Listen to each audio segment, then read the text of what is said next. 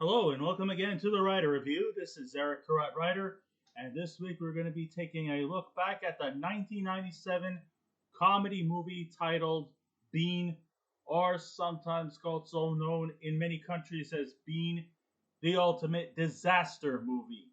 Now, we're not saying that it is a disaster movie in the actual literal sense. It's a screwball comedy. But then again, what do you expect? I mean, it's Mr. fucking Bean, I'm telling you. Anyways, the movie runs for 1 hour and 30 minutes long. It is directed by Mel Smith. The script was written by Richard Curtis and Robin Driscoll. It is based off of the TV series Mr. Bean, created by Richard Curtis and Mr. Bean himself, the legendary Rowan Atkinson. It is produced by Richard Curtis, Peter Bennett Jones, Tim Bevan, and Eric Fellner. It is composed by Howard Goodall, the cinematography by Francis Kinney, and it was edited by Christopher Blunden. And the stars of the movie are Rowan Atkinson, Peter McNichol, Pamela Reed, John Mills, Harris Yulin. We got a cameo appearance from Burt Reynolds, Richard Gant, Larry Drake, Sandra Oh, Danny Goldring, Johnny Galecki. That's right, Leonard Hofstadter himself, not playing a nerdy character, but more like a biker guy. Wants to show you just how versatile he actually is. Chris Ellis, Andrew Lawrence, Peter Egan, Peter Capaldi, June Brown, Peter James, Tricia Vessey, and Tom McGowan. So, though the quirky character of Mr. Bean, played by Rowan Atkinson, has touched the lives and tickled the funny bones of his fellow English audiences, but then again, if you are a subscriber to like PBS or any of its other affiliations who seem to provide a lot of British comedy, let's face it, Mr. Bean has gained international success. And it's not because of through, verbal dialogue that got him to become a star. It's because Mr. Bean is the ultimate character when it comes to physical comedy.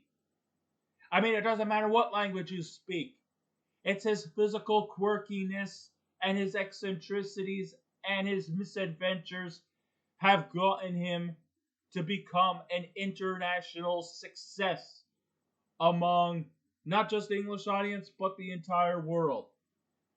A person who probably won't even understand English will probably just sit back and watch him screw up everything, getting himself involved in awkward dispositions and using clever resourcefulness to try to get himself out with little to no consequences.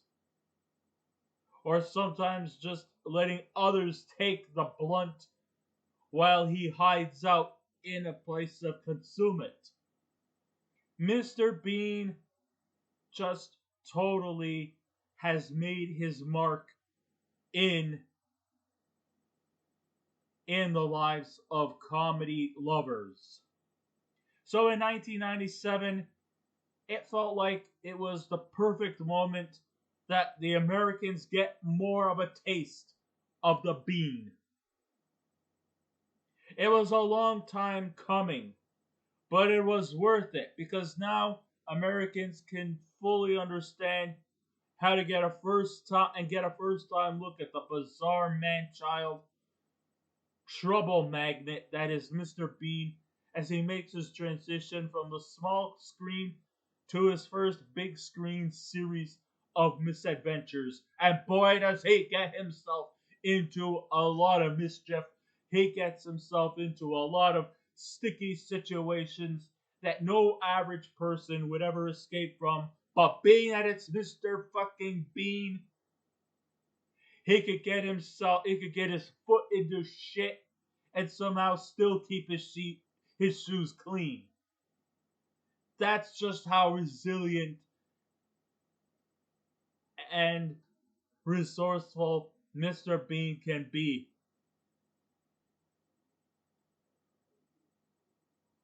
And though, Rowan Atkinson is really not a complete stranger to the American spectrum, as many are familiar with his works in the long running comedy classics like Blackadder and the Mr. Bean series, which ran from 1990 to 1995, which was featured mostly on the PBS stations and affiliates. Many have described Mr. Bean as a man of a few words and lets his facial expressions and his slapstick comedy, his physical energy, just take over the entire spectrum of his world.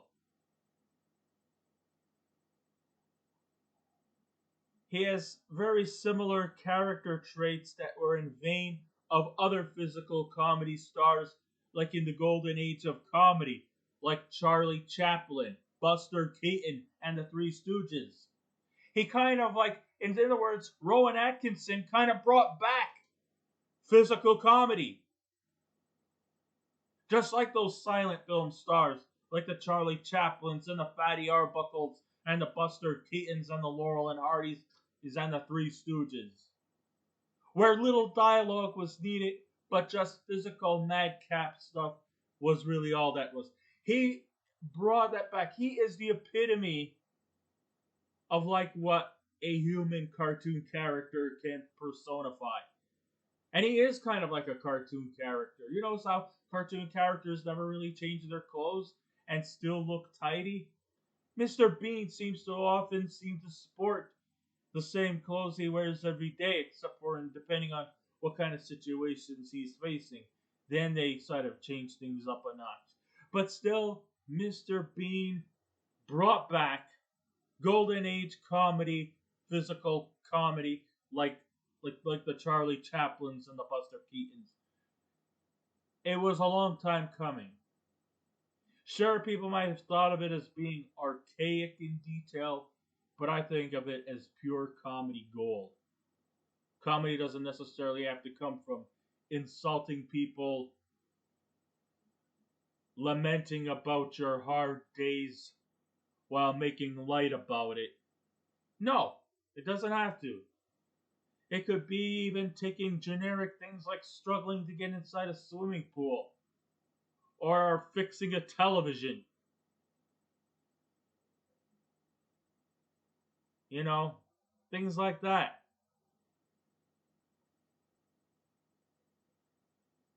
To the blinkered American audiences, director Mel Smith, along with scriptwriter Richard Curtis, along with Bean creators Rowan Atkinson and Ben Driscoll, they decided to locate our beloved Mr. Bean in Los Angeles. And the reason why they chose Los Angeles is because no greater city defines America but Los Angeles. You got Hollywood. I mean, he could have been located to other places like New York, Chicago, maybe even small town places like Sandusky, Ohio, for all that matters. But I guess they chose Los Angeles. Why not? Where all the Hollywood stars are. But even though he's not coming across as a Hollywood star.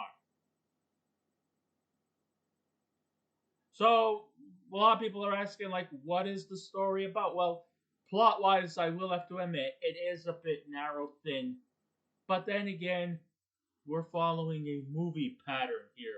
Sure, we're going to take all the odd bits and pieces from previous Mr. Bean episodes and segments, and we're going to try to jam it in, bring it back, and make it into more of a movie format. Do you think that many people might think that it's just all cobbled together and make it into a movie? Well, it's actually a lot more difficult than you take. I mean, you have to take certain aspects of the Mr. Bean episodes and to try to jam them in and to make it into a movie. It's not that easy. So the story goes a little something like this. Mr. Bean has found a job working as a guardsman at the London National Art Gallery, where he isn't very liked by his fellow employees because he always shows up late for work and falls asleep on the job and gets on everyone's nerves. The entire staff would love nothing more than to fire him so that they could get rid of their little bean problem. His colleagues will love nothing more than to fire him, but the chairman of the board, John Mills, has other plans for him, and he also threatens that he will resign if you ever think twice about firing him. Because apparently the chairman has kind of a liking for him. So he sends the procrastinating Mr. Bean on an assignment to Los Angeles under a fake pretense, calling him Dr. Bean, making him out like as though as if he was some kind of intellectual art scholar who seems to know greater meanings and details behind paintings, even though he's nothing more than just a fucking guard, just watching paintings, making sure nothing is toiled and tampered with, and making sure patrons look but don't touch type of job. It's relatively boring shit, if you ask me. And the staff and the administration at the London National Art Gallery are just a bunch of stiff upper lip assholes who really are not really worth the fucking time working for them anyway. But however, Mr. Chairman decides to send Dr. Bean on an assignment under a false pretense, claiming he is a highly established art aficionado and was invited to a gala party held there at the Grierson Art Gallery in Los Angeles, California, as they purchased the 1871 James Whistler's painting, Whistler's Mother, all the way from Le Musée d'Orsay, which was located in Paris, France. It's coming back to America. And it's being sold for $15 million. Quite a lot of money there, 15 mils. Yes. $15 million for a painting of an old battle axe who looks like she had a cactus shoved up her ass. And who's got a face that would be better suited for a Halloween decoration than to be hung up in a person's house. So basically, it's just James Whistler painted a picture of his mommy, and made it into a work of art. Big fat fucking deal. I used to draw pictures of my mother, but instead of her framing it and putting it in a museum, she would take little magnets and stick it on the refrigerator.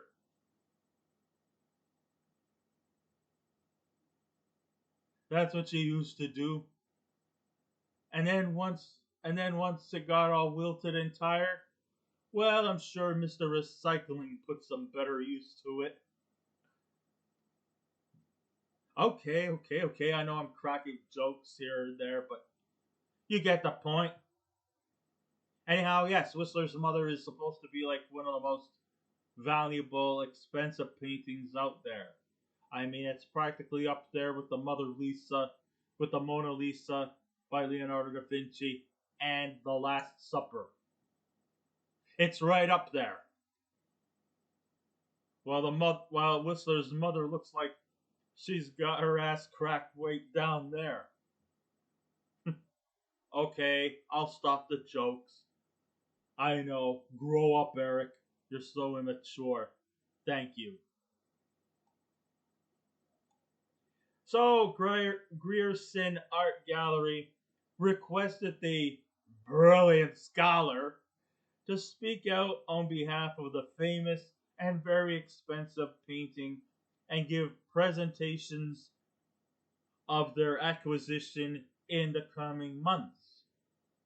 But instead of getting a capable and devoted intellectual, the London National Art Gallery decided to send Mr. Bean to this to this assignment in spite of his lack of intelligence or knowledge of art. You know, these guys should be held accountable for fucking up really badly, but they're not going to get it at all. I mean, their way of getting rid of Bean was more like an alternative than what was supposed to be an intention. They intended to fire him, but instead they alternated and just decided to ship him off to Los Angeles as a way of saying, well, he's not our problem anymore, he's their problem. Almost like a metaphoric fuck you America type of thing. That's kind of like their frame of mind. Not mine, theirs. It even goes far beyond surreal that the more capable scholars don't seem to question their choice for this moron to represent an expensive painting like this one and instead applaud him on his journey. I mean, if you ever questioned his psyche and his ways of getting around through things, people should have seen that this is supposed to be our scholarly intellectual when he's the type of guy who dries out his underwear from an oven and washes his socks from a microwave. Uh-uh.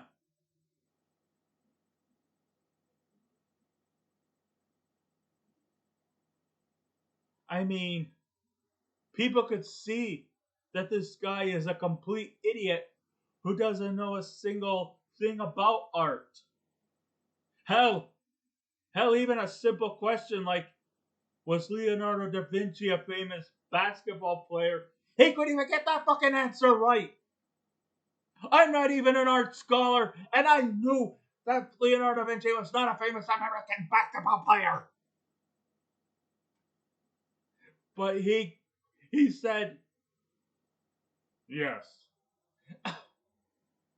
I mean, couldn't they actually see that this guy is an incompetent idiot who's not capable of doing anything right?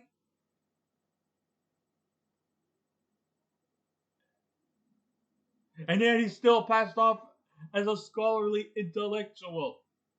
And even when he gave his speech, it was somewhat inspiring, but not anything that a guy who's supposed to allegedly have a PhD in art history would have curtailed. But although, you know, he did make an interesting speech, and I'm glad it wasn't some boring 2-hour spiel.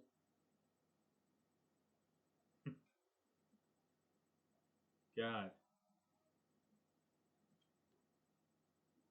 But you know, this is what still, you know, this is still very entertaining stuff. You know, I mean, you wouldn't. I mean, okay, I'm glad that he was there to represent them. I mean, in reality, you would probably be bored to death from some art scholar to describe Whistler's mother. Personally, I think James Whistler was just a mama's boy who painted a statue of his mommy. That's all. I mean, it's nice and sweet, but like I said, big fucking deal. My artwork was just little magnets stuck to a refrigerator.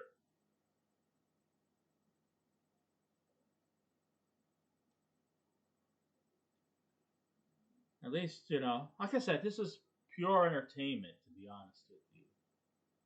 And I'm glad that, of course, art scholars out there would probably be pissed off at the way how they disrespected such an iconic painting.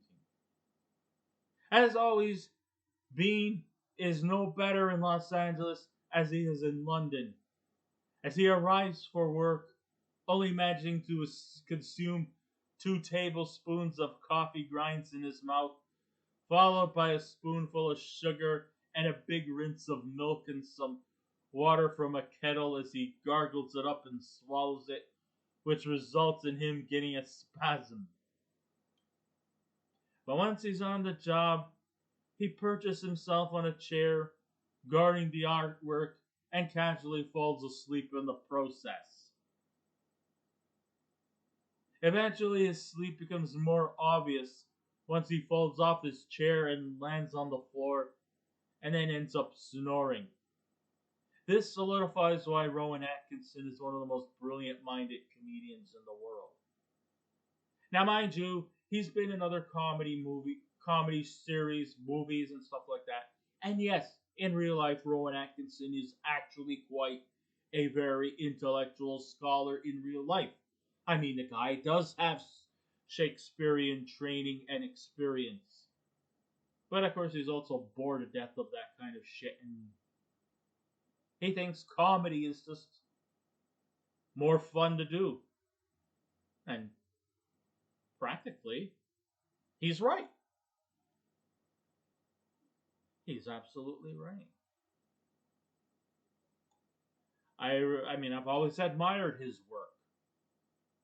Another character that contributes to the sheer stupidity towards Bean's character is the trustworthy museum curator named David Langley, played by Peter McNichol, who might be on the brink of becoming unemployed if Bean doesn't deliver what is promised.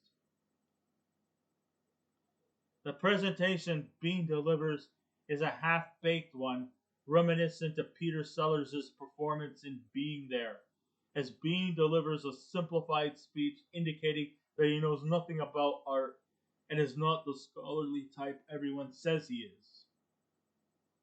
But I will tell you something, Bean actually knows how to find ways to cover up a lot of his things, a lot of his mishaps. And yes, he does do some really bad, terrible mishaps too.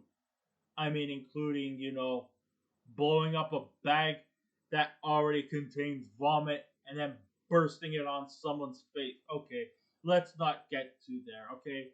I want to digest my food, so let's cut out the barf stuff.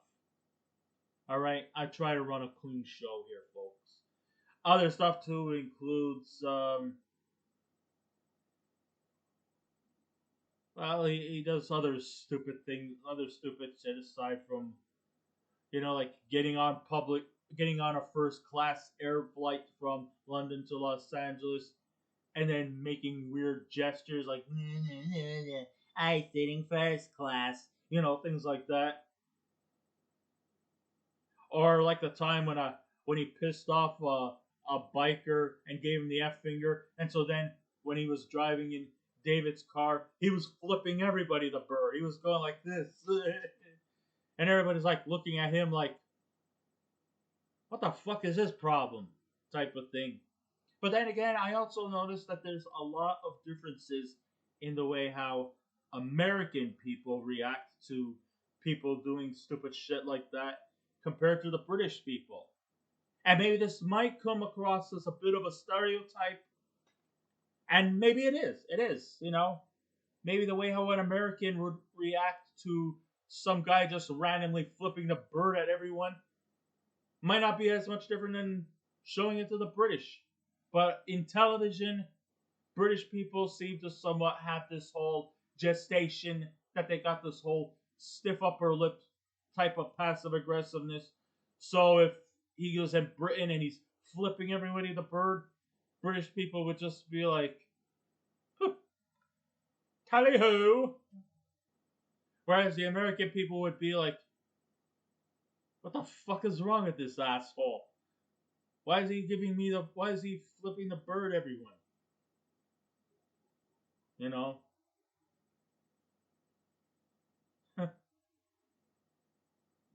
Wait a minute, does that mean that Canadians would be kind of like in between? I don't know. But I think, though, of course, the worst thing he did was he was supposed to keep guard of Whistler's mom. He accidentally sneezes. He blows out a big loogie. And he tries to wipe it off. But what does he end up doing? He ends up ruining a $15 million masterpiece. Of course, he tried to conceal it by drawing some cartoony old hag with a long nose. He almost practically ruined a guy's job, something that he has devoted his life to. He caused his family to leave him, even though I think their mindset was on leaving him even before Bean showed up at their doorstep. But still, it just made everything even worse, from bad to worse. They go out binge drinking, and apparently he had to find ways to conceal his mistake. So then he eventually replaced the $15 million masterpiece with a cheap poster. I don't know how he did it, but he somehow did. Of course, there was some brilliant scene where he put laxative in a security guard's coffee and started toiling around at the hotels with the keys. The guy ends up being so constipated that he ends up breaking down the door. At least we didn't get a Dumb and Dumber moment, with Jeff Daniels on the toilet making 2-minute long farts and actually hearing actually make a bunch of ploppers coming out of his ass. At least we didn't get that. But still, it is played for comedy, folks, so. And all you art aficionados, don't worry. Whistler's mom is in good hands. Do you think they would actually use an actual masterpiece for this movie just so that Mr. Bean can fuck around with it? You guys would be all out of your fucking minds if you think that. So, there you go. Alright. I mean, there's all kinds of things too. And even Mr. Bean also shows some level of heroism. Even though it was not intention, it was just lucky flukes. Like actually going inside a man who's about to get a bullet dislodged by not even using surgical tools, but actually sticking his hands inside an open chest operated patient and pull out the bullet with his bare hands. Or he tries to revitalize David's daughter Jennifer, who got into an accident, by using a defibrillator on himself, which eventually causes him to fly a few feet in the air and land on top of her just to awaken her from her coma.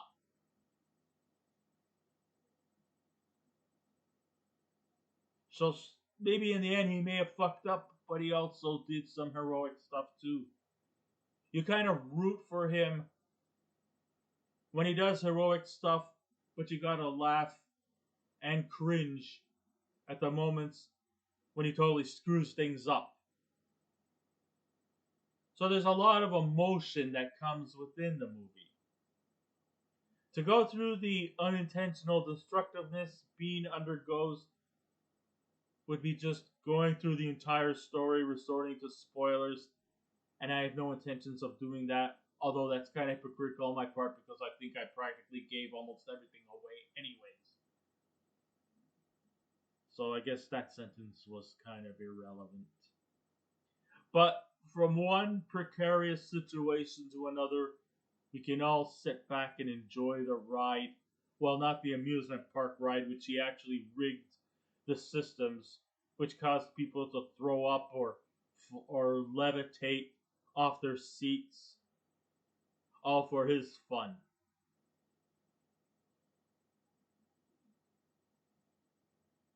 This is what makes Mr. Bean actually such a fun character.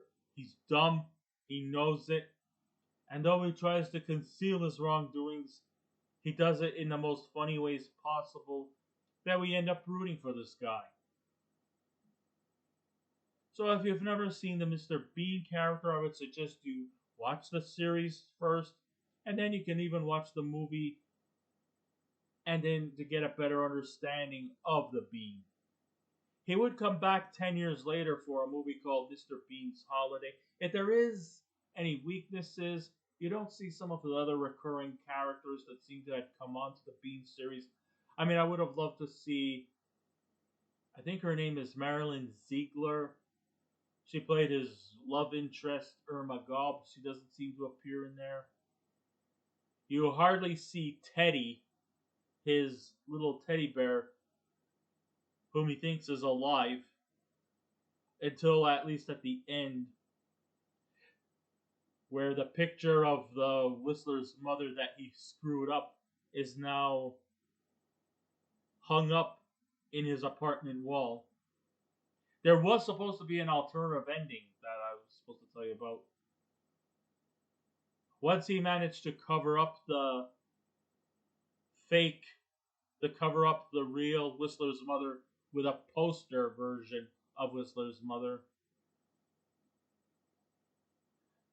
I believe General Newton, played by Burt Reynolds, says something along the line like,